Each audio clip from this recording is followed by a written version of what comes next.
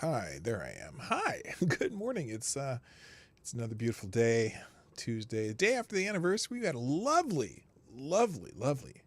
anniversary day. Lady Boomer and I just went out and had a really nice dinner and hung out and laughed about some things, and like we'd like to do. That's kind of our life. We enjoy hanging out with each other, doing simple things, and laughing. But I did get her some beautiful roses yesterday. I'm very proud of myself. And her two favorite candies. She was so happy and proud and whatever. And we had a lovely night. And then I had to go to bed early like I always do because I get up early. So it was just one of those. But it was good. So very proud of that.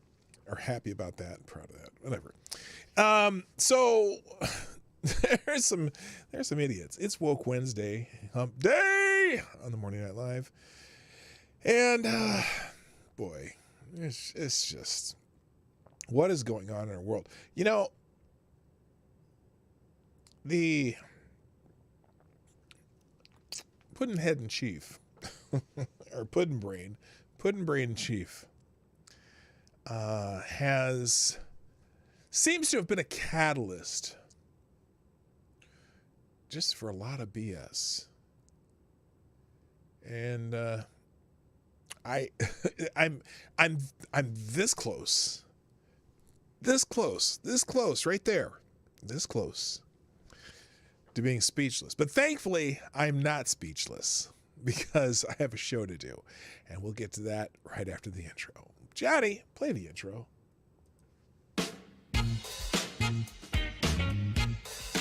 Ladies and gentlemen, coming to you live from the Lucky Dog studio in a hidden location somewhere in the upper Midwest of the United States of America, it's a brother making his own way but with all the wrong opinions. Welcome to the Morning Night Live with your host, yours truly, PDawgKnight. Good. Stop. Good morning, everybody. Welcome to the Morning Night Live. I'm your host, Marty, also known as PDawgKnight on the internet. And welcome to the PDawgKnight Channel. It's Wednesday, Hump Day, the 23rd of February, 2022. Are we there yet? Is it, how close are we to the 2-year anniversary? The 2-year anniversary of 2 weeks to slow the spread. Now, as I think about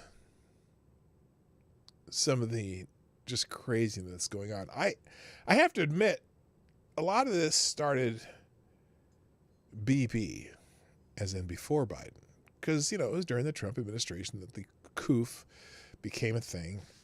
And the politics of it really was weird from the beginning, where you had a certain guy with funny hair who was serious about it in the beginning, and the people who are screaming, wear a mask and calling the truckers people who stand behind swastikas, they're suddenly the ones in control of this. But they've always kind of been, the way they played the politics of it kind of pushed the guy with the funny hair to do some things that I'm not so confident that he would have done if it weren't the fact that everyone in power besides him, media, popular culture, and their opposition who held power in the other parts of at least one part of the government. What's my point here? They everything that's going on now, because of President Pudding Brain, is you're starting to see results of the change, of course, in our country, but also how it affects other countries. And so we're going to it's Woke Wednesday, so some of this stuff is just, I'm just shaking my head at some of the stuff that I'm seeing going on in the world. I can't believe it. I can't believe some of this stuff. But starting with our friends to the north. By the way, I do have my cup of reparations right here. I got that Starry Night cup. I love this cup. It's such a beautiful cup. It's now, you know, the cups I usually drink out of are kind of mugs, and this one's kind of dainty, but I still like it because it's, you know, it just reminds me of the Van Gogh experience we went to go see, which was, again, if there's one in your town, go see it. It's amazing. It's fantastic. And I'm not even a big art buff. Not at all. I mean, I'm not. I guess I enjoy seeing great works of art and stuff, but it's not my thing. In fact, my dad was an art teacher, and I watched stuff my dad used to draw and put together, and he threw pots and made busts with clay and things like that. And it was cool, but it wasn't my thing. But I'm telling you, if you get a chance to go to the Van Gogh immersion experience in a town near you, highly recommend it. It was freaking cool. I just was. And so anyway, that's not what I'm here to talk about, though. I'm here to talk about the things I talk about often on a daily basis, and it's Woke Wednesday. So I'm trying to stick on that theme today, but it's more like Wake Up Wednesday. Wake the F up. Seriously. So it's a little bit random, but it's somewhat, well, I guess it's not random. I've already opened a bunch of articles. I may not get to them all, but remember, every day, every article that we look at, every video we show you, every tweet that I feature end up in a single link in the description down below. So if you ever want to go back and reference some of the things we talk about, during the outro, I update that link because I just keep all the tabs open as I go along, and then I put them in, hit this button, and puts them all into one single link. That'll be in the description down below. I update it during the outro. If you either can wait around that long or come back later, you'll find everything I was talking about. So it's there. But today, let's say good morning to the troops first because of the wonderful things you does. Oh, what's going on here? This should be down there. Okay, there we go. All right, so first in the chat today is our friend Tyre Alexander. Yay! Thank you, Tyre, for being here. Johnny on the spot. Also, good morning to Advocatus Diablo, the Devil's Advocate. James Colley's in the house. Hump Day. Woohoo! Good morning, Mike Savage. Blarg. Also, good morning to Maddie's in the house. Also, good morning to Attack Alpaca. Black Hebrew Israelite. That's right. Honk, honk. Bitches, he says. K-Shawl, good morning. Also, good morning to Unacceptable Views from the West, a.k.a. West, formerly known as People's Front of Canada. I think it's funny because I'm not sure why, 100% why you changed your moniker, but, the way Canada is going, you might want to be careful. So I can certainly understand it. Although I'm sure it's an homage to what's his name? Castro the First. Justin Castro the First, also known as Vladimir Putin.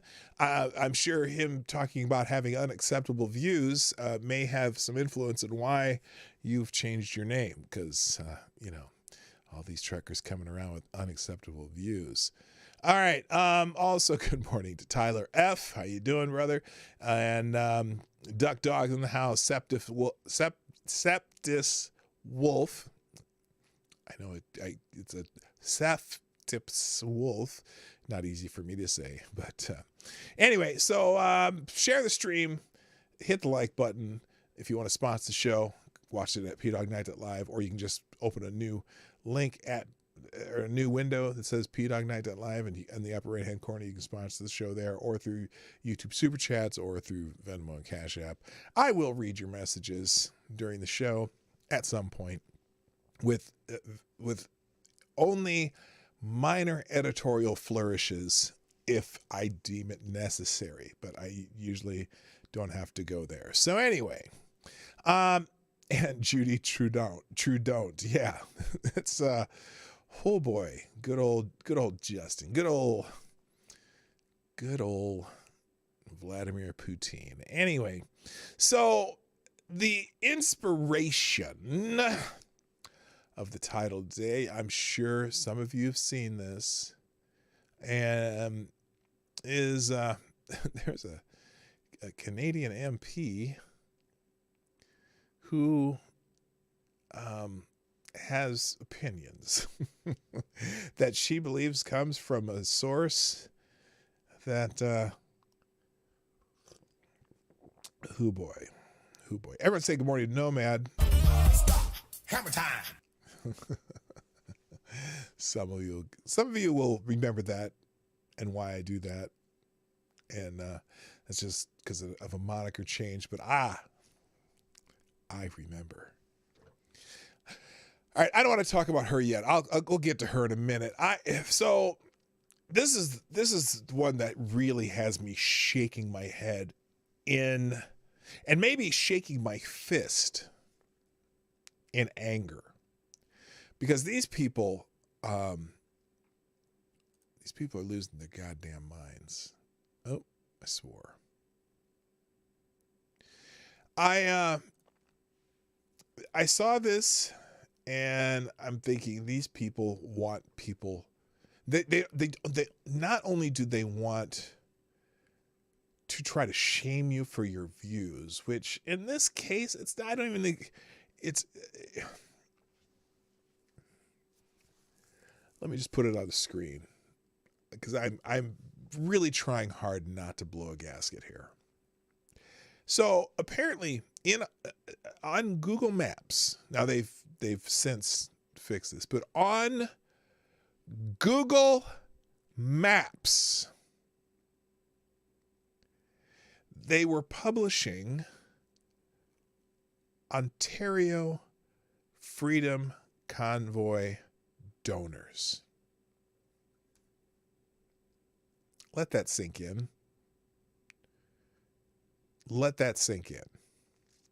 Locations of the Freedom Convoy donors in Ontario, Canada were published on Google Maps after the names of those who gave money to the crowdfunding platform Give, Send, Go were leaked online. The Google Maps link contains, now it's past tense now because Google has since come to their senses, contained thousands of pins pointing to locations of donors throughout the Canadian province, with each pin listing their name, donor ID, email address, and the amount they donated, even including those who donated as low as $10. Good morning, Mass Creations Broadcasts. Nice to see you. So this is what it looked like. All the people in Ontario and their names and addresses who donated to Freedom were today exposed on Google Maps. Complete breach of privacy. This is a war, people. I'm not going to post the actual URL out of respect for those people, but trust me, it's real and a lot of data. Unreal. Now, all the people, let's see, now this person said, who tweeted this, I took an example and crossed out the specific person's name, email, donation amount, etc. to protect that person. There are hundreds of these. So they put their name in there and donation date, how much, and so who published the donors and how the list was obtained from Give, Send, Go still remains unknown. Last week, the Christian crowdfunding platform Give, Send, Go had its data reportedly hacked to reveal the names of donors supporting the truckers protesting the vaccine mandate. Once the names were publicly leaked, the Canadian Broadcasting Corporation reportedly began to harass people on the list. Shortly thereafter, Breitbart News received the following email that an Ottawa-based Canadian received from CBC Ottawa, David Fraser and Guy Quenneville, titled, quote, CBC Ottawa interview request, donation to Freedom Convoy protest in Ottawa. Good morning, Straits of Mail. Good morning. This is what the letter said. Good morning. This is David Fraser and Guy Quenneville from CBC Ottawa.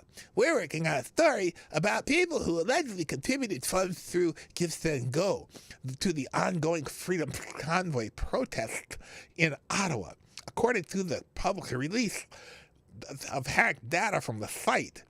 We're reaching out to you because your name and information appeared on the list, and we're interested in interviewing you both about why you may have donated to the cause, but also how you feel about having your personal information leaked. Oh, I'm sure they're just excited about their information being leaked. Hello, Midnight Exile. We should stress we are not automatically identifying anyone by name or in our story. We need to verify with people that they indeed contributed, that this is a first step. The second step is seeing if people will share their story with us. If you're interested, please write back as soon as possible. Fuck you. Oh, fuck you, fuck you. Fuck you, fuck you. Fuck you, fuck you. Unbelievable. Many other Canadians reported receiving similar emails, and various Canadian journalists began to publicly share the list, with the Washington Post writing a lengthy thread singling out the biggest donor and a map showing where the donation came from in the U.S. I am waiting for them to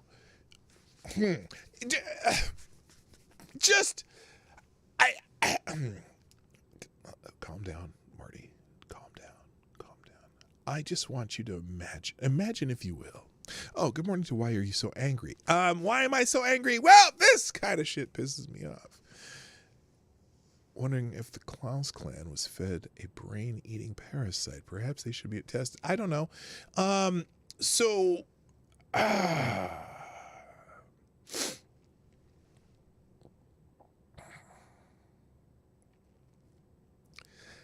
I wonder, imagine if you will, if this were a post leaking out people who donated to the Minnesota Freedom Fund that gets people out of on bail when they donate to to get these. The people that donate to these people get people out of bail. They've let out murderers. By the way, they've let out people accused of murder. 100,000. I don't know what is it. The guy in Louisville, Kentucky, I think it was. They tried to assassinate a Jewish Democrat mayoral candidate. They're like pointing at Republicans. See, this is what Republicans' rhetoric does, and then they find out it's a BLM activist, and they get the guy out of jail. Attempted murder. Are they publishing the list of people who donate to that cause? Because then if that happened and suddenly, let's say Breitbart News or the Washington Times or, something like that, leaked that list and then began saying, well, what was here's the line that really pissed me off. We should stress we are not automatically identifying anyone by name in our story.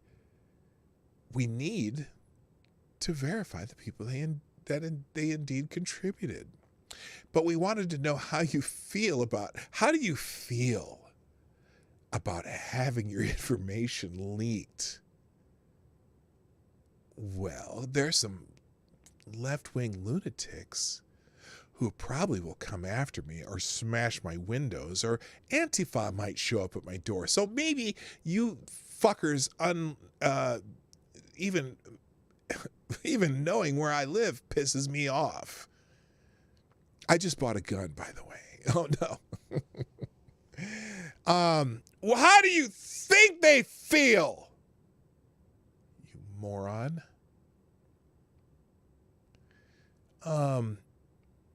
So yeah, the Washington Post was contacting people. On Tuesday, the Toronto Star reported over a dozen Ontario police officers currently on the government's payroll donated to the Give, Send, Go account. Oh, I wonder if they'll be able to keep their jobs. Maybe they agree with the sentiment of vaccine mandates. The leaked Give, Send, Go donors list included the names and postal codes of donors. Postal codes had to be accurate for credit card payments to go through Torstar reporters cross-referenced the list with publicly available records, including property records and Ontario's most recent public salary disclosure, the 2020 Sunshine List. The review identified 2 recently retired Ottawa officers, 3 officers from Toronto, and 10 OPP officers whose identities were corroborated with middle names, birth dates, and photos from social media. Wow. And they worried about Sarah Palin's target list. Another 23 donors shared names and geographic locations with Ontario police officers from the 3 services, but reporters were unable to find any other data to include them among the identified officers. The identified officers. Or cross them off the list. The outlet immediately decided against publicly naming the officers on the list after most declined to comment when reached for questioning. The Royal Canadian Mounted Police said that officers are not barred from donating to political causes. Oh, well, thank goodness. Thank goodness that they're not barred from donating to political causes. Publishing of the donors on Google Maps comes after police in Ottawa made sweeping, sometimes violent arrest of protesters over the weekend. So there you go. Just docs away. Holy shit. Antifa government won the Darwin. Oh, yes, the Antifa government did win the Darwin Award. Why are you... it isn't releasing public info is not against the law where they do break the laws if it becomes harassing, but doxing itself isn't illegal. Yeah. Oh boy, I know. Anyway, thank you. First, let me hit some super chats here. Thank you, Maddie. And Maddie, you are the new Streamlabs Superstar sponsor of the day. Message correction. Why are the Ministry of Truth? This is, I'm sorry, let me read this properly. In fact, I think maybe this might require some epic, let me find some epic music for this. Hang on. Because this is, this should be something foreboding, right? Let me find something, here we go. Let's try this. Make sure it's not. Let's do something suspenseful.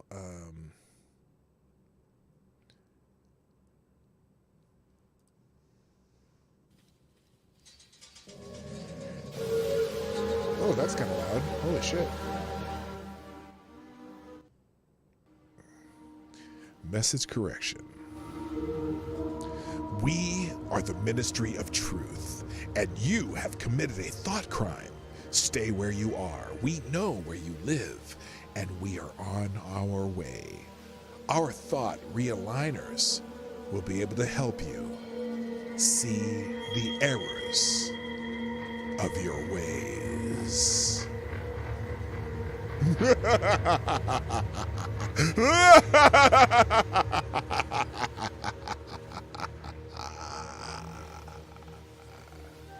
All right, thank you, Maddie. I love doing that. Also, thank you, Black Hebrew Israelite. That's right. For sponsoring the show this morning with a deuce. Black Hebrew Israelite dropped a deuce in the tip jar. Thank you so much. According to the woke cult music, according to the woke cult, music, milk, math, meat, eating, motherhood, heterosexuality, history, science, history, and February are all white supremacy. That's right. They still believe that they're on the right side of history.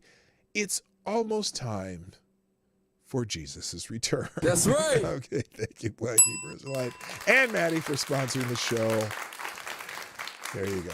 All right, let's continue on this path to hell that we're on. Of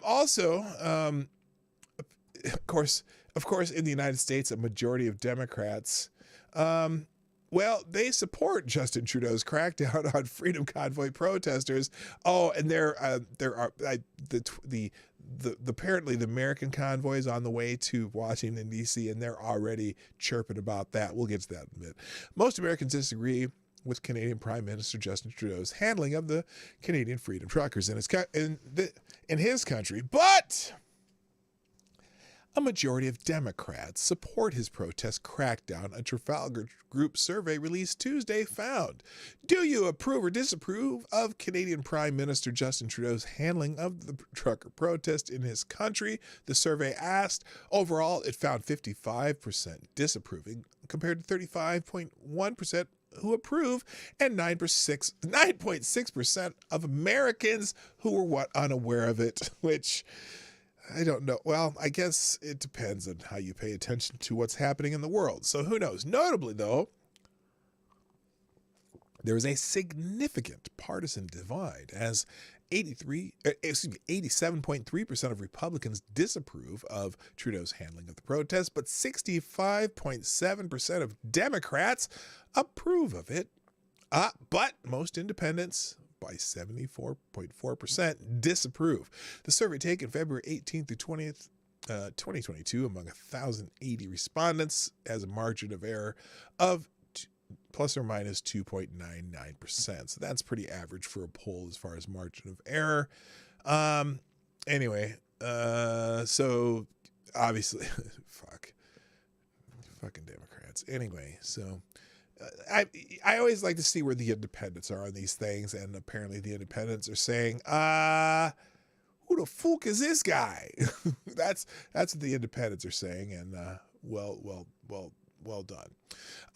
Now, and then there's another little interesting article about cowards in the Canadian Parliament, because as we talked about, now it's funny because some of these aggregators are behind me. I already mentioned this yesterday that the Canadian Parliament, at least the House of Commons, voted to keep the emergency situation management, whatever, for, dickhead Trudeau, to make him supreme leader. Now, the Senate supposedly voted on it yesterday, and I didn't actually catch the vote in the Senate, but who knows? So, to no one's surprise, but Canada's new Democratic Party, so this is a parliamentary system, right? So they have several parties, and there's the kind of an alliance between the Liberals, which is Trudeau's party, and the New Democrat Party, which is another kind of left-wing party, but not the other guys, right? Anyway, the NDP ended up siding with Justin Trudeau's Liberal minority government in last night's vote on the Emergencies Act, leading to the act passing 185 to 151. Two parties' justification for going ahead with the vote, even after the protesters had been cleared out of Ottawa and the border blockades open, was that there might still be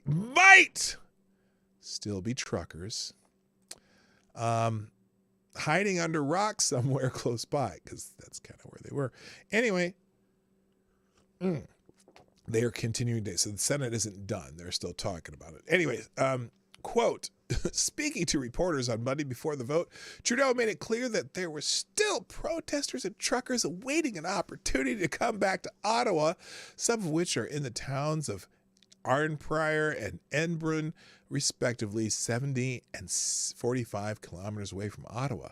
NDP leader Jagmeet Singh echoed these concerns in a subsequent press conference. He said some protesters waiting in the surrounding areas of Ottawa need to be cleared out, and alleged that some supporters of the occupation are still hiding in Ottawa itself. Hey, I would guess that maybe some of them live in Ottawa. What do you think of that, Mr. Singh? Anyway, and now one odd factor of the vote was the uncertainty about whether it counted as a confidence motion, the loss of which would topple the government and trigger an election. Members of both parties voiced concerns about the wisdom and necessity of using the Emergencies Act in this way, but said that they were hesitant to bring down the government.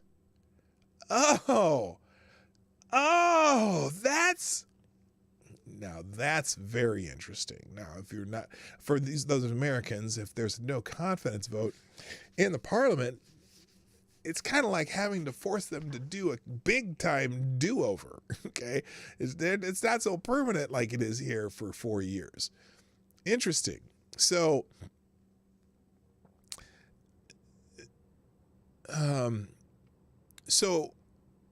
Liberal MP Nathaniel Erskine Smith said he is not convinced that the Emergencies Act should remain in force and said he would vote accordingly if this vote was not a confidence vote.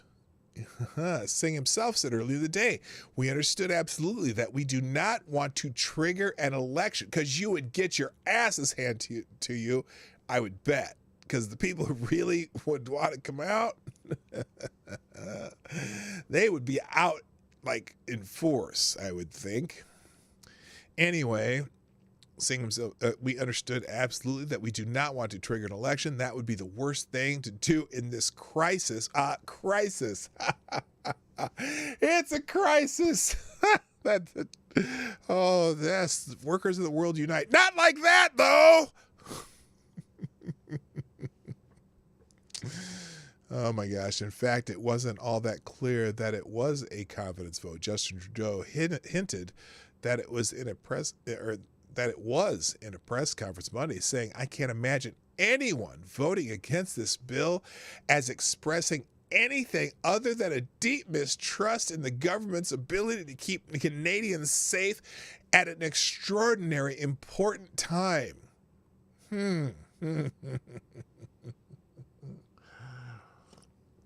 Good morning, Lord Stanhope and Zach to the future. But the hapless Conservatives were unable to get a definitive answer on this point when Conservatives House Leader John Brassard asked directly if it should be interpreted as a vote of confidence in the government. Government House Leader Mark Holland replied simply, it's time to vote. So he didn't answer the question.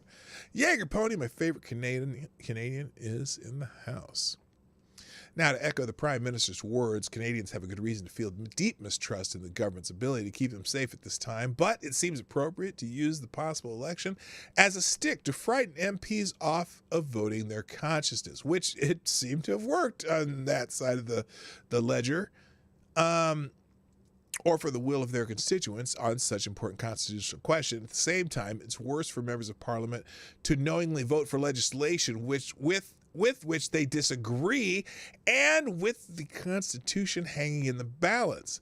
If there was a time to put principle over consequence, this was it. Instead, they chose the coward's way out, voting as they were told. You vote because you're told to vote, but broadcasting to the media they didn't like it in case it comes back to bite them in the ass. So anyway, now it's in the Senate. The Senate's still arguing over it. So there you go. Now, one of the greatest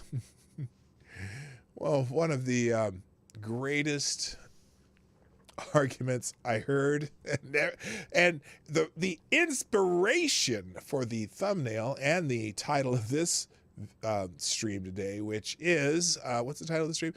Hello, honk, honk means you're a clown. And this particular MP going to strong effort to prove that she is a clown. Canadian MP demonizes freedom convoy, claiming honk, honk means Heil Hitler. Moron. Well, she got this from somebody. She didn't come up with this on her own, but oh boy, did she go hook, line, and sinker. It's clear every day the left is fascist. Yes, they are. They truly are.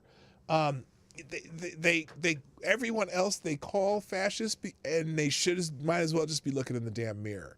They love authoritarianism. They never engage in their opponents on an equal basis as respected opponents. Instead, they demonize them in the most lurid terms to the extent that they essentially challenge all people who consider themselves to be good, honest, upright, decent citizens to disavow the evil one, the evil ones.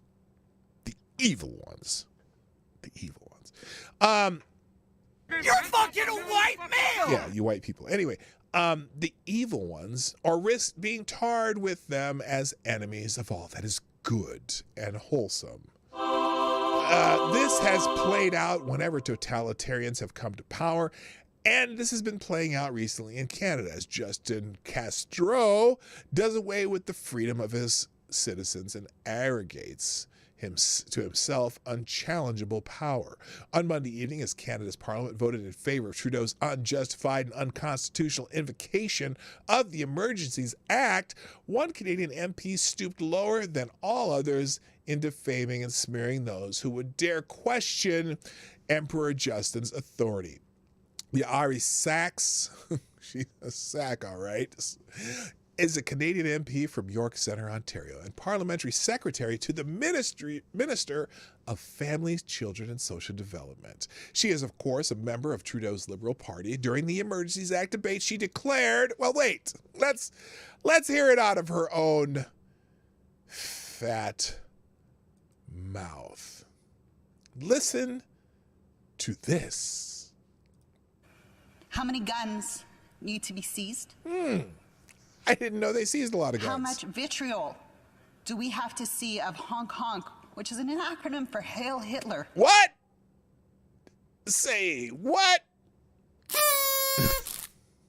You freaking clown. Hang on, what else did she say? Do we need to see by these protesters on social media? How many guns need to be seized? Oh, shit. Ad. Don't want an ad. I don't want an ad. Oh, I see. They're making you watch the ad. Du richtig hältst, ob du glaubst, dass ich fleißig gewesen bin. Sorry, that was a mistake. That thing, it moved on. Anyway, so now to characterize. Okay. And then she went on, Madam Speaker, I've heard the words of my colleagues on the other side of the House as a Jewish member of Parliament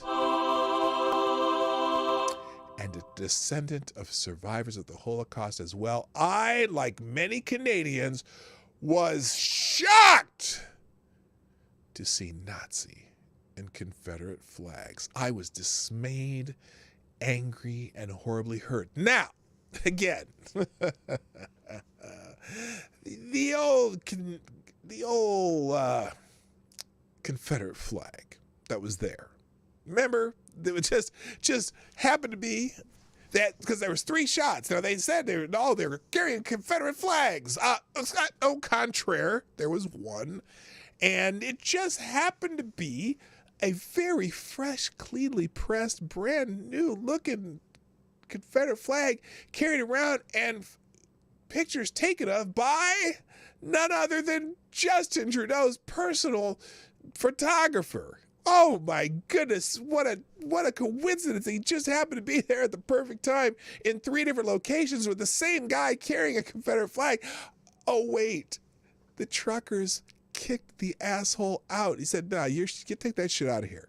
Because I think they might have smelled a rat, a glowing, giant, fat ass rat.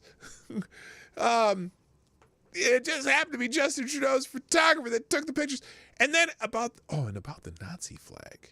Now, there was a Nazi flag. And there was a guy who was from Eastern Europe who said, we do not want, they're showing the flag, that Nazi flag, we do not want this for Canada. I came here to be free. And he's walking around saying, I do not want this for Canada. And then the other swastikas were people some guy put swastikas on a Canadian flag saying, this is what Canada's becoming. So it was a form of symbolic speech saying, we don't want to be, your government is becoming this. But they said it was people carrying around Nazi and Confederate flags. Now, this article, which I will just keep reading now, to characterize the Freedom Convoy in that way was viciously unfair, but Sachs has employed a tried and tested strategy of the left. The National Socialist and Confederate flags at the protests were widely believed to have been planted in order to discredit the truckers and their allies, even if genuine Nazis and racists joined the protests, that doesn't negate the fact that the overwhelming majority of the protesters were patriotic Canadians who were there because they opposed the vaccine mandates and who abhorred Nazism and racism as much as anyone else.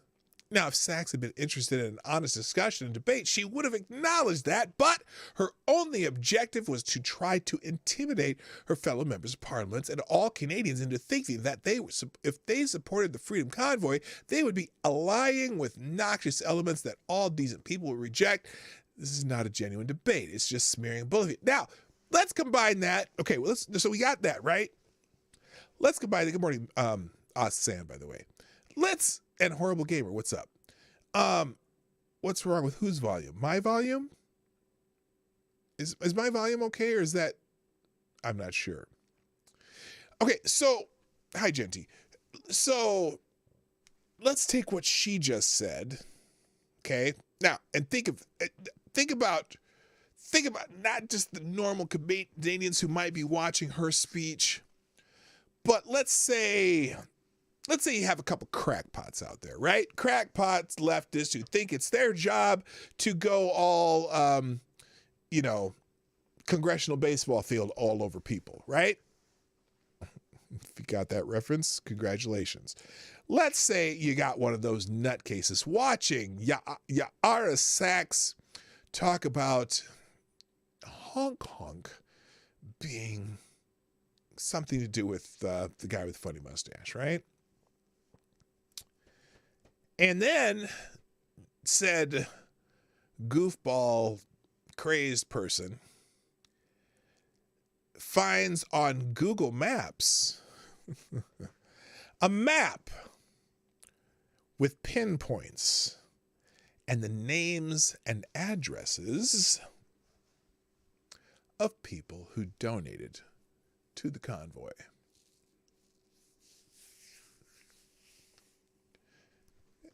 Anyone else kind of see the danger of the way that these people are playing this?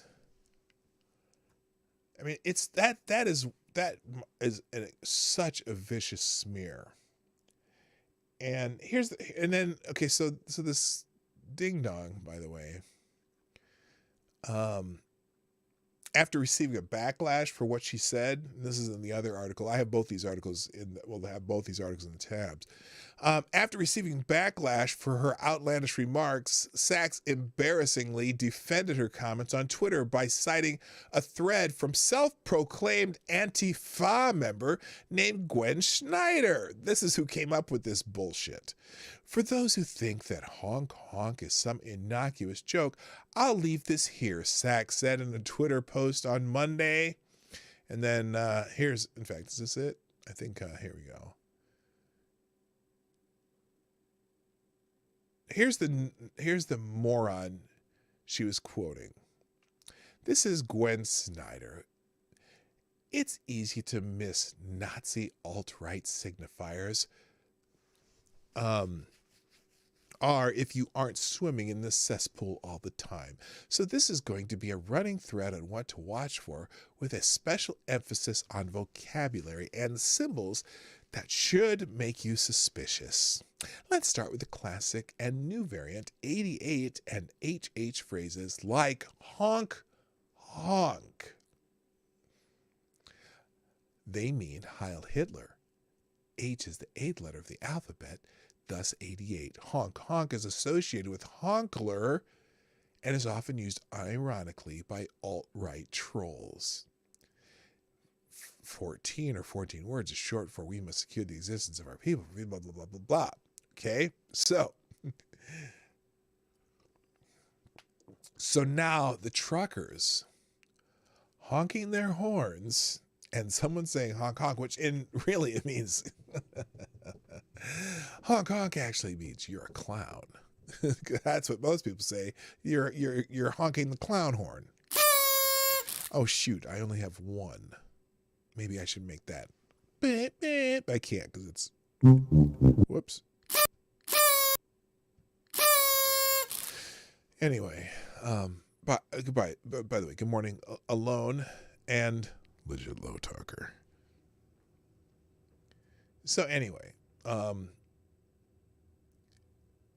leave that thread open so you can get a good chuckle out of it. But anyway, so so writer Batyar Ungar Sargon slammed the clueless MP. Sorry, put that back on the screen. You will work for us on our terms, delivering our food in Amazon packages and syringes and car parts without complaint, because we know what your honking really means. That's why we confiscated your trucks and froze your bank account so you can't honk your fascism anymore. We will be fascist too, so you can't be fascist. That's what they're saying. Liberal elites hear Heil Hitler when workers raise up their voices and demand the right to work on their own terms because it threatens elites and monopoly on power, so they can project a fascist threat onto victims of their own authoritarian overreach. Yeah, Happy Hanukkah, that's what it stands for. Thank you, Avocados Diabli. Hong Kong stands for Happy Hanukkah. On Monday night, the Canadian Parliament voted to affirm Prime Minister Trudeau's declaration of an emergencies act in response to the freedom protests that have swept across the nation. Whatever. So, yeah, fucking honk, motherfucker. Now let's move on to we've talked about. Let's see, did we mention Putin? Let's see, yesterday the theme was Putin, and Poontang, as in Joe Biden's kind of a pussy. Anyway, let's go to Poontang now. Move on to Poontang. That's a funny phrase to me, and I don't know why. Anyway, Biden has said there's going to be costs for Americans here at home as a result of my foreign policy decisions. This fucking dope. President Joe Biden warned during a speech on Tuesday there would be costs for Americans as a result of his foreign policy decisions with respect to Russia invading Ukraine. Oh, no. No shit, Joe. No shit. I don't even have a good... well, here's one of the costs I'm going to figure out. I see dead people. Probably that, and I don't know. There's probably more. I'm gonna update my soundboard one of these days. Biden remarks come as oil prices are swinging dramatically, with recent peaks pushing close to a major milestone, $100 a barrel. During a speech, Biden announced an initial round of sanctions against Russia, although they do not appear to target Russia's energy sector. As we respond, my administration using every tool at our disposal to protect American business. Sorry, I can't help but laugh at that. And consumers from rising prices at the pump. Oh, wait a minute. Rising prices at the pump? What is this? California's average price for a gallon of gas hits near record highs. Fears increase after sanctions against Russia. Yes, in some stations in California, $6.21 a gallon for regular gasoline. Now that's clearly the most expensive gas in California. I think it's probably in that one city, but their average record for a gallon of gas, $4.74 a gallon, 3 cents higher than last week averages, 10 cents higher than last month averages, and well over the $3.57 average a year ago. Now we just hit 350 something here in the Twin Cities. I was like, oh shit, it's getting real. Anyway, so back to Biden here. But and so he said, as we respond, my administration is using every tool at our disposal to protect American businesses and consumers from rising prices at the pump. As I said last week, defending freedom will have costs for us as well here at home. We need to be honest about that. But as we do this, I'm going to take robust action and make sure the pain of our sanctions is targeted at the Russian economy, not ours. We are closely monitoring energy supplies for any disruption. We're executing a plan in coordination with major oil-producing consumers and producers toward a collective investment to secure stability for global energy supplies. Yeah. The rest of the speech is here, but I'm sorry, that line that there will be costs for Americans here at home as a result of my foreign policy decisions. No shit, Joe. Yeah, it's pretty amazing, I got to tell you. All right, time to get Amish. Yeah, pretty much. Make sure you put a big old vegetable garden and learn how to do canning this summer, because that's about how it's going to work. Anyway, so Biden now announces his first tranche of sanctions. Why is this not moving? What the hell's going on here? There we go. And says the invasion has begun, which we talked about yesterday. President Joe Biden announced Tuesday the first set tranche of sanctions against Russia after Russian President Vladimir Putin recognized and deployed troops into two separatist-controlled Ukrainian territories. Biden condemned Putin's moves against Ukraine and declared it unequivocally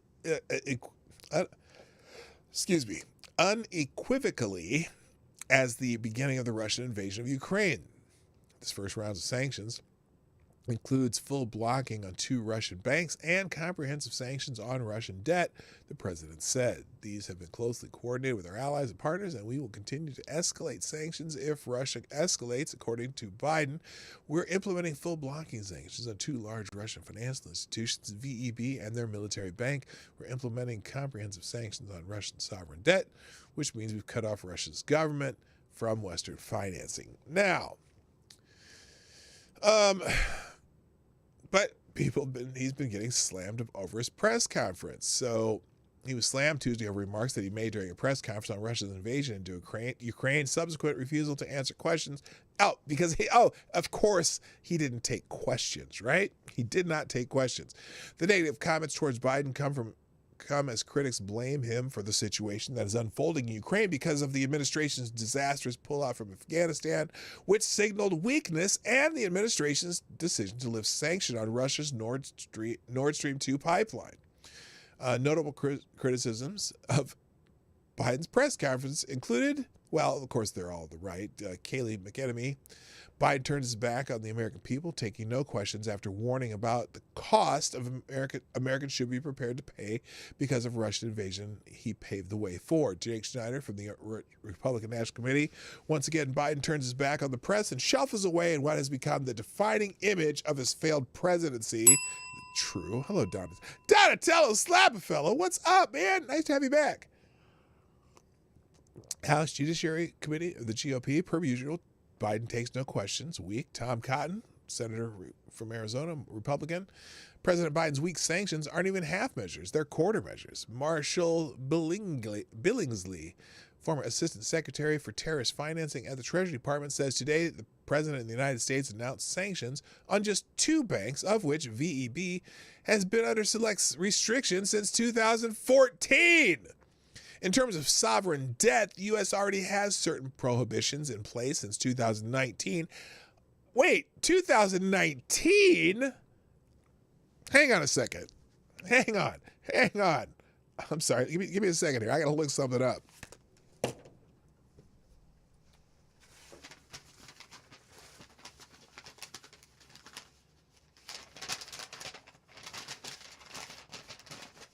Just a second.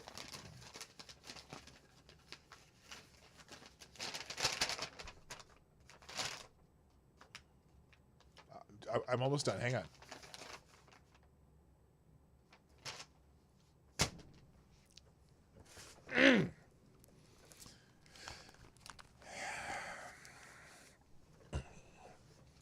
Yep. 2019, we had a different president. It says so right there.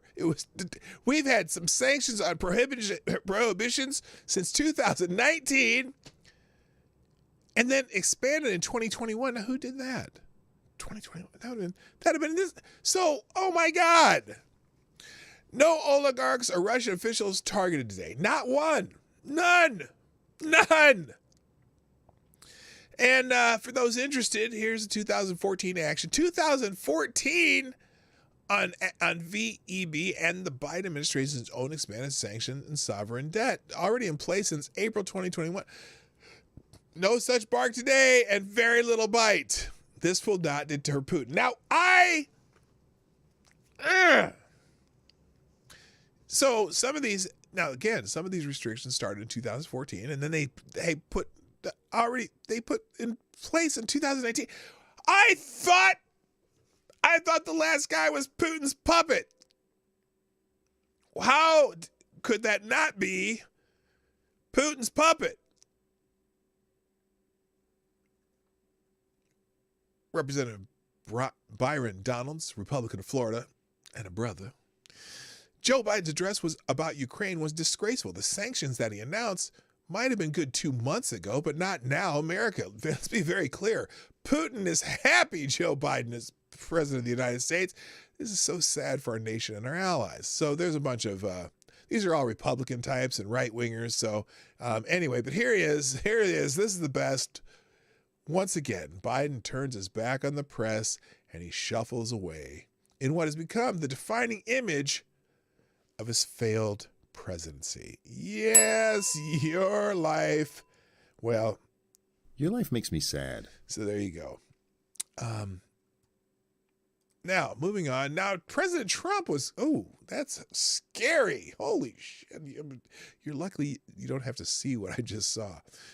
Anyway, now President Donald Trump, or former President Donald Trump, if you prefer, he slammed Biden for losing to Putin. Weak sanctions are insignificant. Now, it's funny because if you go on Twitter, it's hilarious. The headline, and in fact, there's an article in the Washington Post talking about how Donald Trump praised Vladimir Putin. He's siding with our enemies, yada, yada, yada, yada, right? Let's just remember this is a quiz, okay? This is a quiz. Let me give you a little quiz here. When did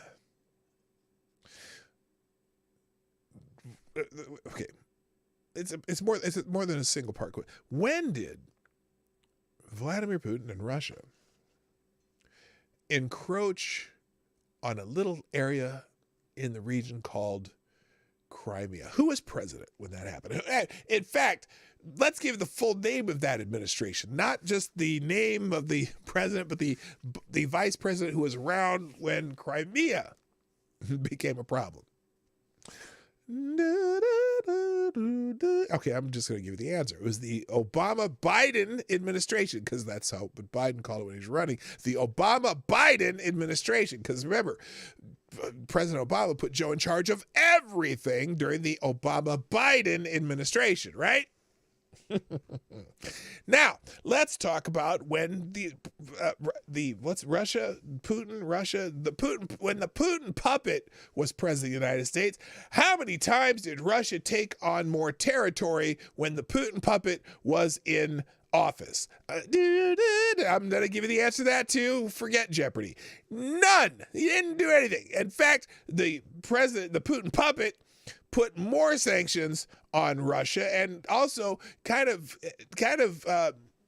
deterred Germany from even opening that Nord Stream pipeline, which made Russian energy sales vital to Europe. Okay, so the Putin puppet didn't allow that and put sanctions on. They didn't take it over any more regions. But then here's the third part of the quiz. When exactly did the Putin decide that he was going to encroach more on Ukraine, which I don't know if Ukraine are the good guys either. I don't know if this is, to me, I always feel like this is two bad guys playing chess, and you kind of hope they both lose. But anyway, when did Putin decide, hey, this would be a good opportunity to go and jump into parts of the Ukraine, which we're going to call separatist regions, and we're going to declare that we're going to recognize these separatist regions as not being a part of Ukraine, and we can take them over just like Georgia and Crimea? I think that was after the so-called Putin puppet was no longer in office. In fact, first year of the very strong and very powerful and competent and not dementia-addled president that we have now. That guy, right? It's amazing that how this happens when the guy with the funny hair is not there. When the guy with the funny hair is there, it seems like Putin kind of said, "Oh well, we'll just wait. We'll just wait until we can find." Oh, President Putin brain, let's go, baby, let's go, woo! I don't know if he said it like that. It's probably more, "Let's go. We're going to take this now." I don't know how Putin talks. Anyway, so former President Donald Trump slammed President Joe Biden on Tuesday for imposing weak sanctions on Russia while allowing it to become very, very rich, tripling and quadrupling oil prices. Yeah, see, the oil prices going up. That seems to help. It doesn't just help the Middle East. It really helps Russia. Now, if we were smart, which right now I'm not feeling so confident that's the case, but if Joe Biden were smart and he's seeing, okay, oil prices are rising, whatever, we would be unleashing energy ability of the United States, because a lot of these companies, like for example, that do the fracking in North Dakota, when prices are high, then they can go do this, and then we could lower the prices by increasing our own production, and then we could become more energy independent in a time when the oil prices are getting high, and we could lower them and help Americans. But no. He puts some weak ass sanctions in the bank and allows the Russians to roll right into Ukraine. But I'm digress here. I will digress. Russia. This is Trump now. Russia has been very, very rich during the Biden administration, with oil prices doubling and soon to be tripling and quadrupling. The weak sanctions are insignificant relative to taking over a country and a massive piece of strategically located land, Trump said in a statement.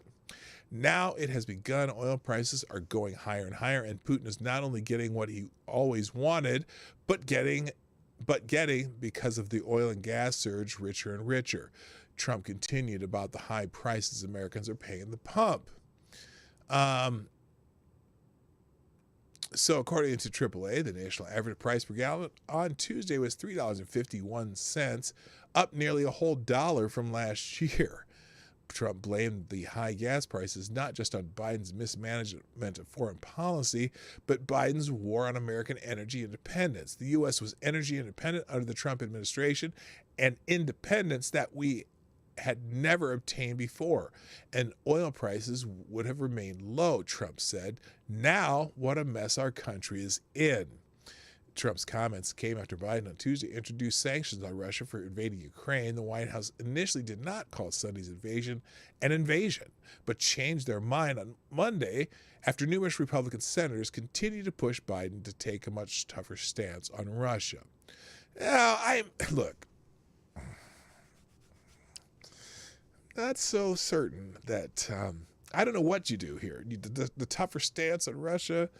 Are you talking military kind of shit? We don't need to get into wars. But look, like we were talking about yesterday, Putin doesn't even have to go into these areas. Okay, he can just put the troops on the border and just be the threat, and we still have to react to it. We're stuck in a freaking corner here, and Putin's. The idea that, the Washington Post article saying that Trump praised Putin. No, Trump just said Putin's much smarter than Biden. And if you think that's praising Putin, that's like saying, well, never mind. I'm not going to go there. It's a given. Putin is much smarter than Biden and whatever. So good morning, Anna Lynn. Good morning, Aaron Meredith. And goodbye, Mr. Bot. You're out of here. Biatch. Goodbye. Bye-bye. All right. So anyway, the Republicans criticized Biden. Someone said that Republicans say we need stronger sanctions. Something to be worried about. Russian Interior Minister Kolokov told Putin that Moscow should recognize all of the Donetsk and Luhansk regions, as well as D/LNR, he said, from Mariupol and ending with those historical borders. So all the gray area in this OSCE map front line is red. Yeah. Anyway. So Democrats blocked Republicans from implementing sanctions last week over fears implementation would reduce the U.S.'s leverage over Russian President Vladimir Putin. Now, isn't this crazy? Okay, so it's so funny that Democrats still are screaming Russia, Russia, Russia, and saying that President Trump praised Putin, but then they also block Republicans asking for sanctions. So the sanctions would hurt Russia. They'd hurt Putin. But the Democrats said no, but then they have President Pudding Brain failing in negotiating. By the way, that negotiation they were going to do that's off the table now. Probably because Joe Biden needs his nap time. Anyway, according to the Congressional Research Center, sanction options include trade embargoes, restrictions on particular exports and imports, denial of foreign assistance, loans and investments, blocking of foreign assets under U.S. jurisdiction, and prohibition on economic transactions that involve U.S. citizens or businesses. Oh, that could help. I wonder if that would help Trump. How much Trump loans does Trump have from Russian banks? I'm curious. But anyway, hello, Wikipedia snippet. Anyway, White Houses often don't like sanctions that are negotiated by Congress. They like to have full leeway, said Senator Kevin Cramer, Republican of North Dakota, excusing Congress's abdication to Politico. Anyway, only 36% people approve of how Biden has handled Russian aggression. There you go. All right, moving on. Germany but Germany, Germany's taking a little bit of action here. Shout out to the Germans, I guess. Where's this here? Let me move this a little bit. So Germany has blocked Nord Stream 2 pipeline after Putin recognizes breakaway regions in Ukraine. Germany on Tuesday halted the Nord Stream 2 Baltic Sea gas pipeline project designed to double the flow of Russian gas directly to Germany after Russia formally recognized the two breakaway regions in eastern Ukraine. Europe's most divisive energy project, worth $11 billion, was finished in September, but has stood idle pending certification by Germany and the European Union. The pipeline had been set to ease the pressure on European consumers facing a record energy prices amid a wider post-pandemic cost of living crisis, and on government that have already forked out billions to try to cushion the impact to consumers. But on Tuesday, the European benchmark gas price, currently the Dutch March contract, was up 9.2% to 78.5 euros per megawatt hour. Okay, whatever, at 1,333 GMT. Dmitry Medvedev, Russia's former president and now deputy chairman of its Security Council, tried to rub salt in that wound. Welcome to the new world where Europeans will pay 2,000 euros for gas, he said, according to the news agency. So he's mocking them. Oh, God. Chess versus checkers. And fuck the Russians too. So, I mean the Russian government, not Russian people. Just fuck them all. I don't know I have no idea who the good guys are anymore. I don't know. I don't know. I guess I wish I knew more about Ukraine. But anyway,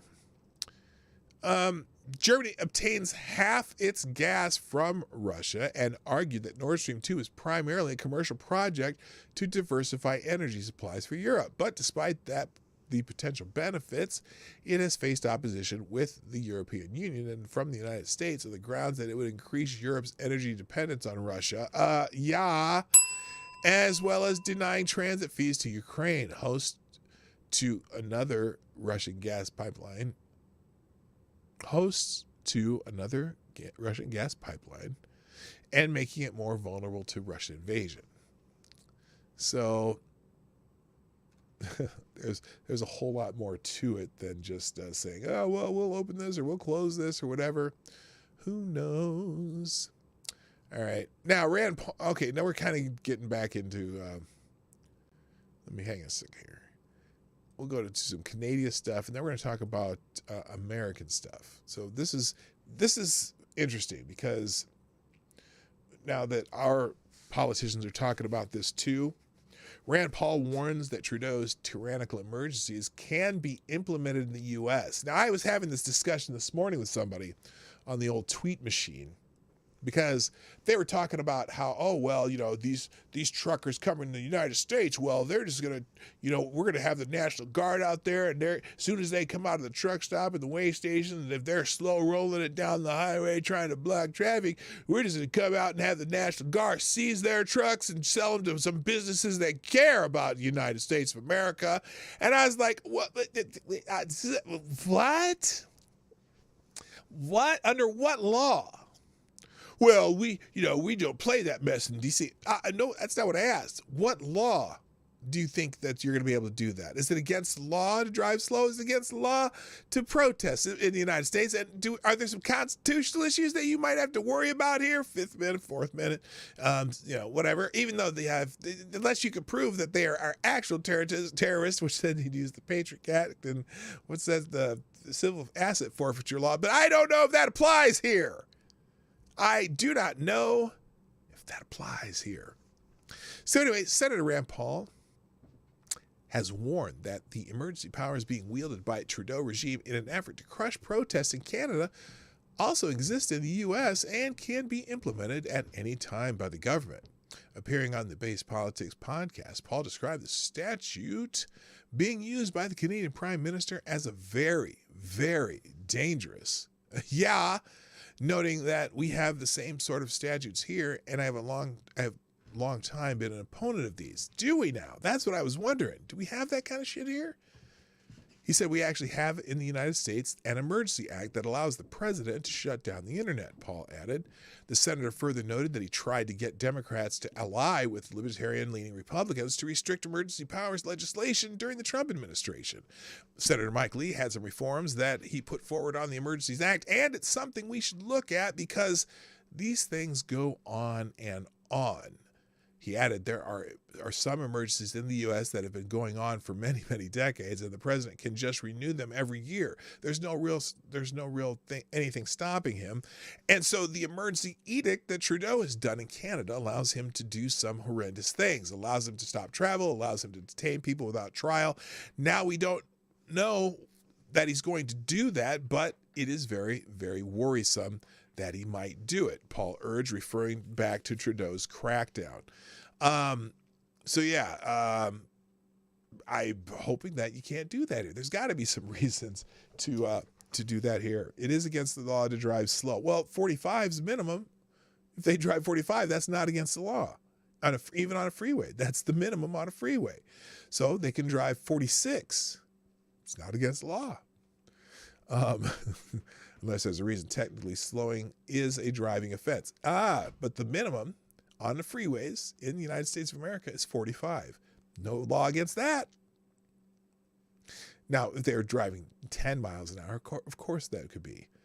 But in a traffic jam, is it against the law to drive slow? If there's thousands of vehicles, is it against the law to drive slow in the Los Angeles area where the freeways are stop and go all the time? They can't arrest you for that. So anyway, but I do get your point. It is technically against the law to drive slow. So anyway, in the New York Post today, America's Trucker Convoy kind of is let me move this so it fits. Sorry. Could be the next Tea Party in time for midterms. Could it? This is an interesting editorial. So anyway, Canadian truckers captivated headlines and drove Prime Minister Justin Trudeau mad. American truckers could do the same to President Joe Biden with a convoy departing Wednesday. Organizers reported more than 1,000 trucks signed up to travel across country from California to Washington, D.C. and anticipate The convoy will grow as it heads east. Inspired by our neighbors to the north, organizers say the convoy is going to the Capitol to seek an end to the federal emergency declaration. The potent Tea Party made its mark in American 2010 midterm elections, fighting bloated taxation. Could truckers fighting stupid 19 mandates and restrictions spark a government as powerful in November midterms? Polling is on their side, with heavy-handed rules steadily losing support. Think of it this way. Tea Party equals no taxation without representation. Truckers equals no vaccination without self-authorization. That could be a new proverb. Anyway, the People's Convoy organizer Mike Landis noted in a launch video. Oh, I haven't seen that. I should check that out. Let me see where that is. Is that on YouTube? Open link in new tab. Where's this launch video? I haven't seen this. Okay, we're gonna pause. Oh, it's on Rumble. We might check that out in a second. Anyway, noted that the group is not anti-vaccine, but it opposes mandates, encroachment on civil liberties. Even Trudeau conceded that 90% of Canadian truckers are vaccinated, though the American Truck Association estimates 50 to 60% of U.S. truckers are. It's up to you, Landis said. You want a vaccine, take it. That's the whole point of this. It's about freedom, your freedom to choose what you feel is best for your life within the morals and guidelines of our Constitution. Now, Canada's Freedom Convoy captured the country's imagination with the same message. Polling found many Canadians had sympathy for truckers and others adversely affected by vaccine mandates, Elliot Kaufman noted in the Wall Street Journal. The feds never offered a clear justification for requiring drivers who sit alone in the cabs of their trucks to be stabbed and jabbed. Indeed, truckers are in many ways modern-day cowboys who'd rather be on the open road than in a crowded cubicle. Growing up, this is the Arthur saying, I spent lots of time in trucking culture as my family often lived in a motorhome with 10 people in it. 10 people. We had a CB radio, names for each other caravanning with the family car tailing behind. Mine was Big Hornet after my 7th grade basketball team.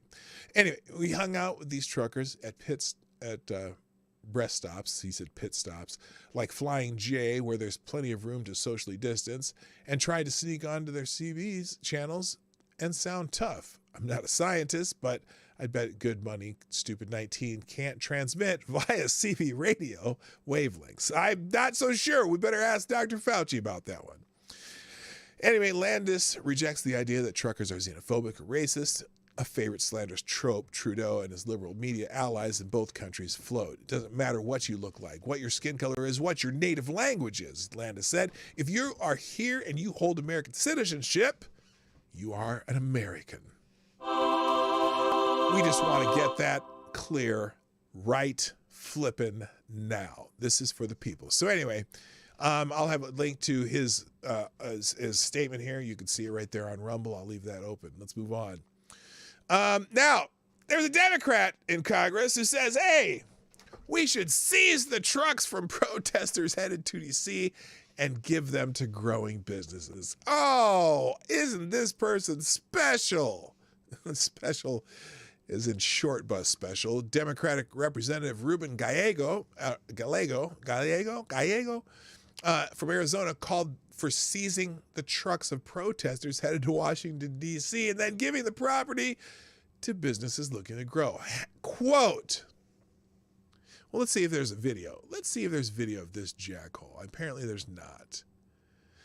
Anyway, so he's... Oh, wait. What's this? Skip ad? Let's go skip the ad. Nope, that ain't it. That's an ad for some movie. And there's no video here either. Let me check this out. Oh, he just tweeted it. He tweeted this. This jackhole tweeted this. Oh my gosh. He says,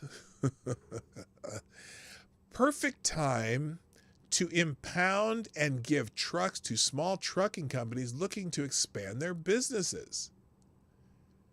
Fourth Amendment, ring any bells with you? No? Okay. The right of the people to be secure in their persons, houses, papers, and effects against unreasonable search and seizure shall not be violated.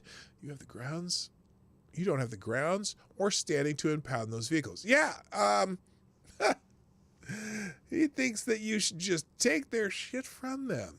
Also known as theft, Dana Lash, Kurt Schlichter, siding with foreign dictators. Robert Arce, new former law enforcement official, says, will your distribution of wealth be done at gunpoint? And Nick Searcy, the actor, says, why don't you just murder them like good communists? Oh, my goodness. Yeah, unbelievable. That's a sitting congressman, ladies and gentlemen. A sitting congressman saying, perfect time to impound and give trucks to small businesses because there's going to be a trucker convoy. Huh. Oh, this was on February 26th. Trucker convoy could shut down D.C. Beltway tomorrow. No, it didn't. That was the, what was that? I don't know why I would do it today. Is the State of the Union today? I thought he was doing it next week or next month. I don't know. Unbelievable. Good morning, Renee Mayette. Welcome to the show. Somnable Nation. Oh, you were here earlier, I think. And anyone else I miss? I don't know. Anyway. All right, let's finish it up here with this is from Legal Insurrection, U.S. Freedom Convoy heads to D.C. and Dems have put up the Capitol fence again ahead of the State of the Union. The fence was erected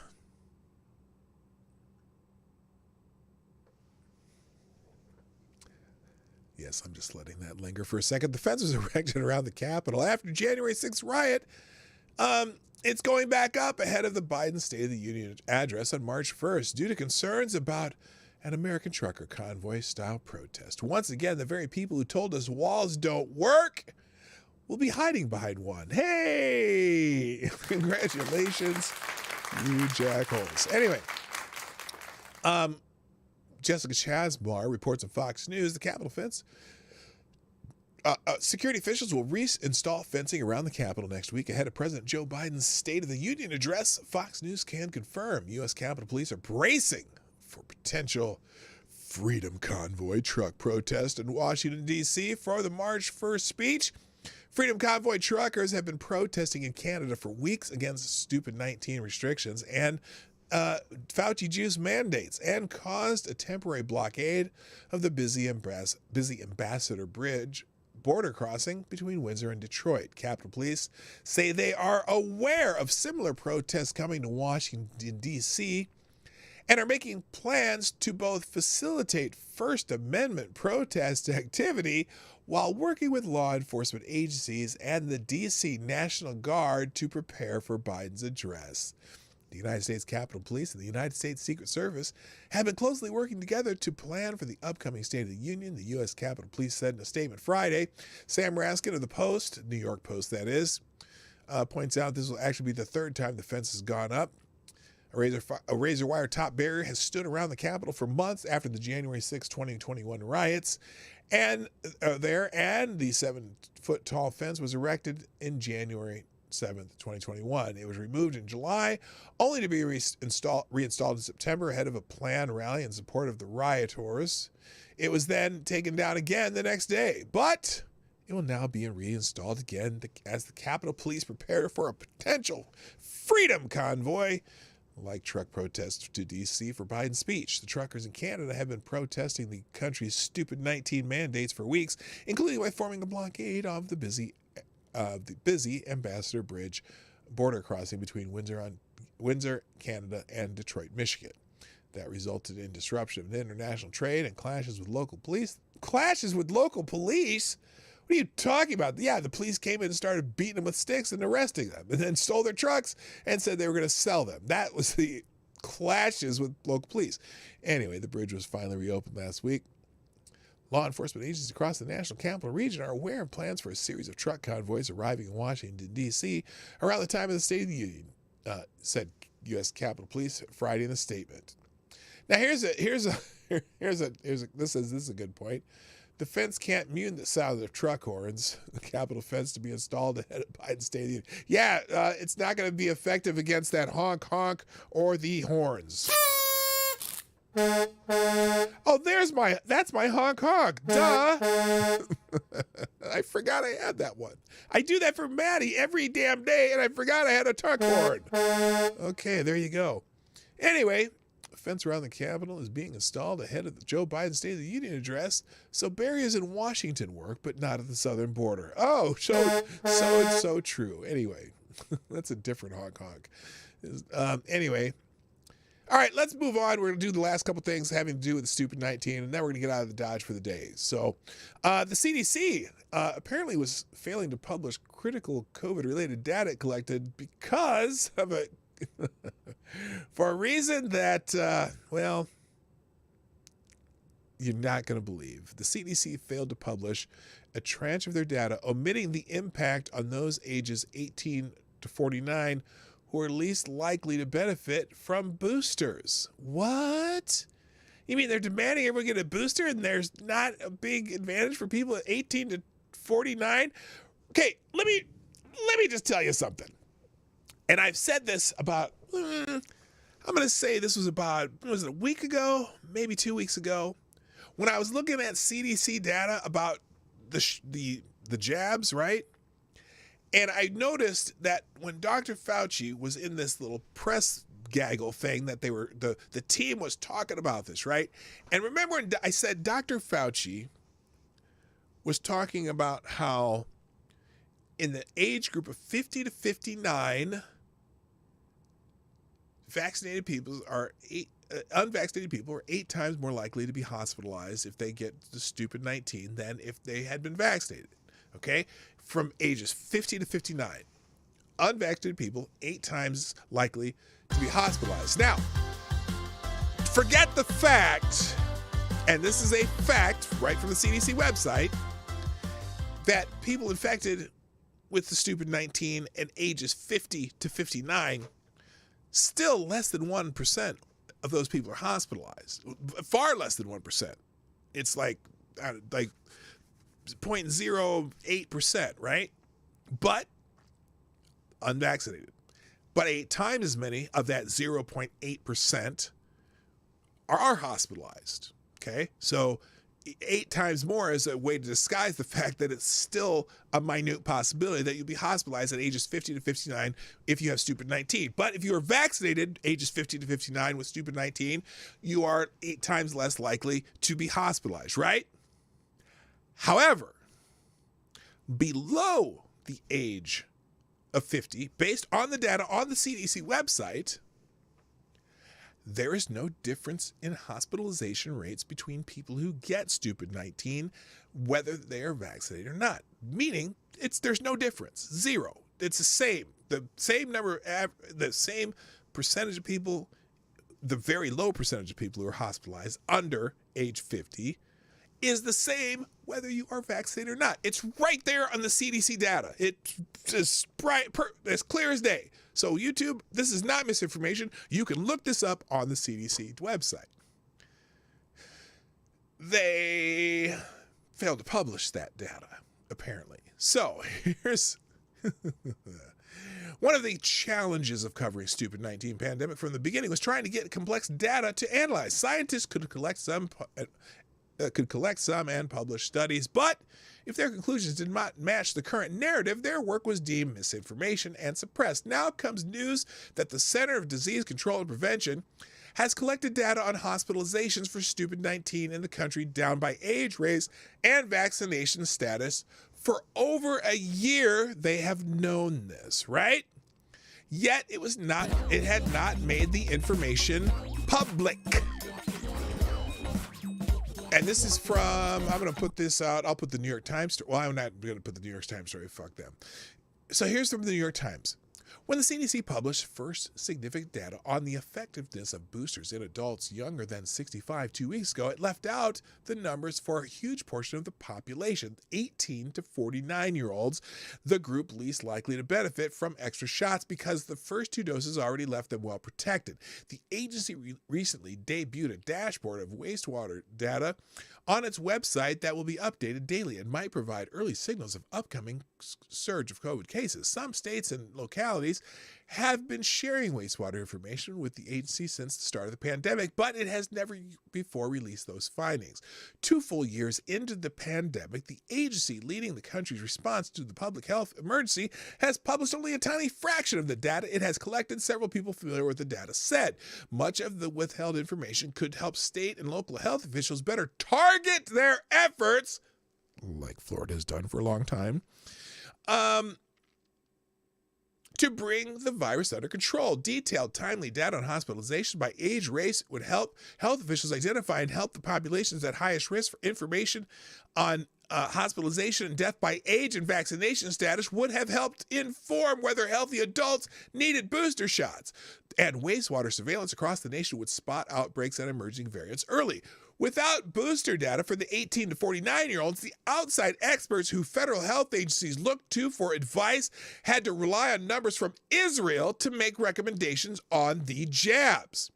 Data schmata.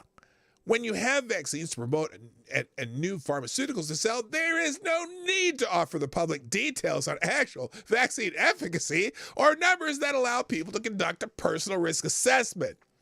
Multiple outside public health experts blasted the CDC's slow release of information. Look, it's because they've known for a very long time that you can still get stupid 19, whether you're vaccinated or not. If you do get stupid 19 and you're under the certain age, there's really no difference in whether or not you're hospitalized or not. I saw it on the CDC website. They didn't publish. The people in the news media didn't promote this at all. They didn't want to do that. But holy shit, they knew. They knew this. Anyway, you can read this the rest of this because I don't have time to read it all. Oh, here, let's hold on a second. So I'm just curious what clip they have here from Dr. Fauci. Before I do that, let me read these real quick. Thank you, Tyre Alexander, for sponsoring the show. Tyre Alexander, you are the new Streamlabs Superstar sponsor of the day. You and Maddie are tied, actually. Let's see. Oh, this is a ad. Let me get some appropriate music for the ad. Hang on a second. And then we're going to call it a day. We're not going to go so suspenseful. That we'll go. How about we go with Let's try something. Let's try something cheery. How's that sound? Let's see. What the hell? I want genres, moods, not genres. Moods. Let's go euphoric for this ad because the Democratic Party should make you euphoric. Okay, so that's I'm cheating and showing you my thing here. That sounded weird. Anyway, let's try this. Okay. Oh, that's good. Today's sponsor is the Democratic Party of America. We, the DPA, are allowing that... Wait a minute, that's a little loud. There we go. Today's sponsor is the Democratic Party of America. We of the DPA are allowing that ahead of the upcoming Freedom Convoy, all of the top members have fled to our various homes in Martha's Vineyard. Rest assured, you suffer, we will be fine. Thank you, plebes, and good luck, Democratic Party of America. All right, that was a great ad. Okay. Thank you, Tyre Alexander. Also selected boy with the 20 spot. Oh my goodness. So the CDC knew people were right not to take this jab, so they decided to hide the numbers. Figures. Well, yes, you are correct there. So thank you, Tyler Selected Boy, for sponsoring the show. Come on, man. You are awesome. All right, let's finish this up. What was I saying here? This is let's see what Dr. Fauci had to say here. I just want to see what they featured. Dr. Anthony Fauci saying right here, whoever put this together needs knighthood and make this viral. Let's watch this. I hope there's not any music. Often, when you get into the real world, the effectiveness of vaccines falls short of the original efficacy. That is not at all the case with the vaccines for COVID-19. So now we have two vaccines that are really quite effective. The mRNA vaccine, they are quite highly effective, extraordinarily efficacious, 94 to 95% for mild to moderate disease, and virtually 100% efficacious. Because the real world effectiveness is even more impressive than the results of the clinical trial.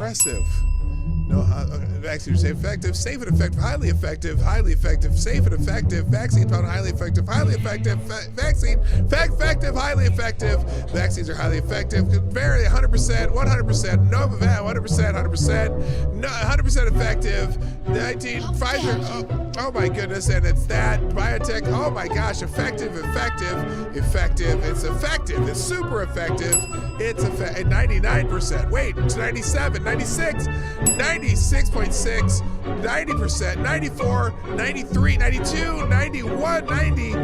Oh, 89, 88. Uh-oh, 87. Oh my goodness. And it's oh my gosh, 81, 80, 79. Oh no, it's getting worse and worse. Oh no, 70%. It's down to, oh my God, it's 63. Okay, so 58, 50. Oh, good. Holy 53, 51, 50. Oh my God, we're all going to die. 40, what? For 33, 20?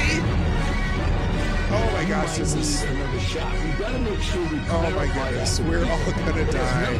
No, we're all gonna die. Help me, it's the Lord. It's highly effective. Oh, okay. Boy, that's highly effective. Highly effective. I'm definitely gonna get a copyright claim on this one. Stunning study reveals how ineffective Pfizer vaccine really is. Well, you know, oh boy. Anyway, all right. That was yes. That's I'm gonna retweet that. I think I'm gonna just put that on Twitter and retweet it. And but they're highly effective. I'm sure I'm gonna be called a what do they call it? Vaccine denier or some shit. Okay, no, that's a blatant scaremongering based on rampant paranoia. The simple truth is that for a great majority of adults, being triple jabbed means less bad COVID symptoms. If you're over 50, that's just it. Oh boy.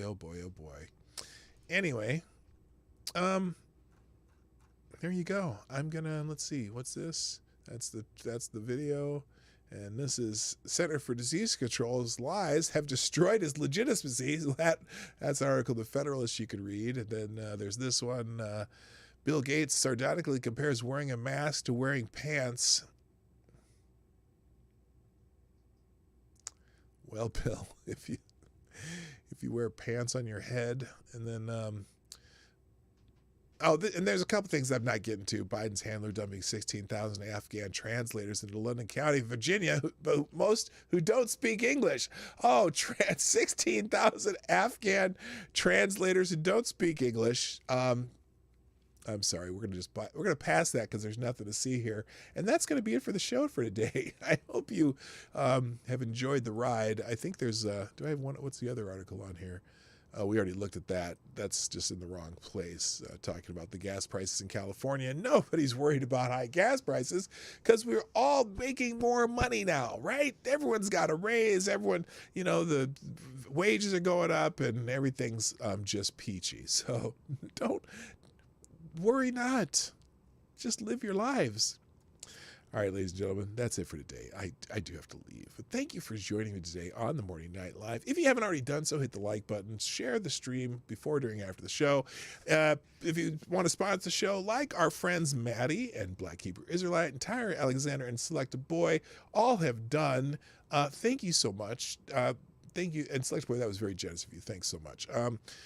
And if you're watching on a replay, put a comment in the comment section so I know you were here. But I'm a little behind schedule today, so I can't dilly-dally here. I just gotta finish the show and whatnot. And but you all are wonderful people. Thank you for everyone who's in the chat, and if you were lurking, working, and all that stuff, thank you for being here also. That's it.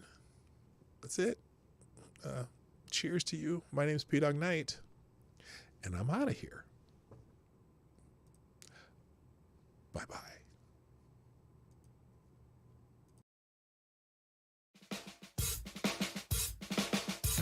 Hey, this is PDawgKnight, and thank you for watching today on the PDawgKnight channel. If you have an observation or remark you'd like to make about this video or my channel, I absolutely welcome you to write it in the comment section down below. I really look forward to hearing from you. And before you go, if you like what you saw but you're not already subscribed, please make sure you hit the subscribe button and definitely click that bell that pops up afterwards so you'll be notified when I post new videos or when we go live. I broadcast my live show, The Morning Night Live, Monday through Friday at 10 o'clock Eastern, 9 o'clock Central. A special thank you to all the supporters of this channel who share our videos on social media and who make donations through Streamlabs, YouTube, Venmo, and Cashapp, which are all linked in the description down below. Thanks again, and until next time, I'm PDawgKnight, and I'm out of here.